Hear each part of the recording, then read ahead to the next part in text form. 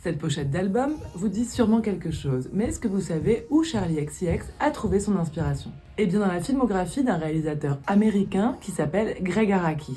Elle a raconté au site américain Billboard s'être inspirée du générique d'un de ses films, Smiley Face. Dans le générique de fin, on retrouve une écriture pixelisée qui vous dit peut-être quelque chose, avec un côté décalé et underground non dissimulé.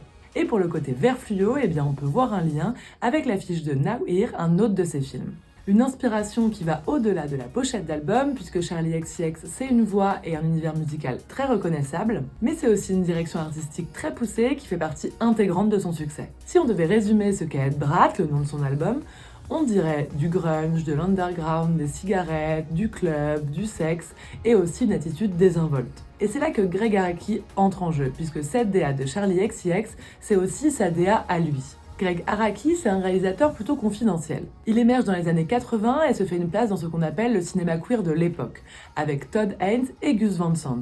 Il aborde des sujets difficiles comme la pédophilie, le sida, mais il intègre aussi des personnages LGBT quasi invisibilisés à l'époque dans certains genres de films, comme le teen movie, un genre dont il est roi.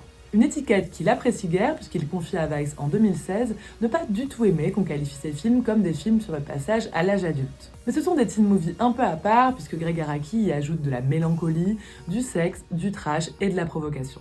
L'un de ses plus gros succès est sa trilogie Teen Apocalypse, où il parle de l'adolescence, de la recherche de la sexualité et des idéaux réduits en miettes. 3 films, Totally Fucked Up, The Doom Generation et Now Here, que le distributeur Criterion, au vu du succès de Brat, a ressorti en coffret DVD à la fin de l'été dernier. Les ponts entre les deux personnalités vont même plus loin que le cinéma, puisque Gregg Araki a crié 1000 fois son amour pour la musique et pour le rock alternatif en particulier. De la musique, des cigarettes, du trash, du club, de la provocation, est-ce que Charli XCX n'est pas en fait un personnage tout droit sorti d'un film de Gregg Araki? Eh bien, ça va bientôt être le cas, puisqu'elle joue dans le prochain film du réalisateur, I Want Your Sex, qui devrait sortir courant de l'année 2025, presque 10 ans après son dernier film.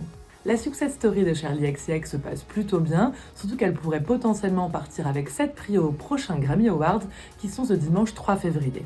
Enfin, si elle arrive à s'imposer face à Beyoncé, Chappell Roan, Sabrina Carpenter et Billie Eilish.